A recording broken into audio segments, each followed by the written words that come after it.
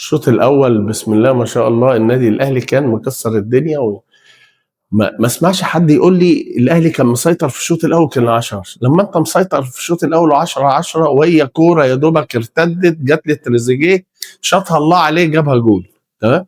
لما انت مسيطر ما قدرتش تجيب ليه جول واثنين وثلاثه وانت على ارضك.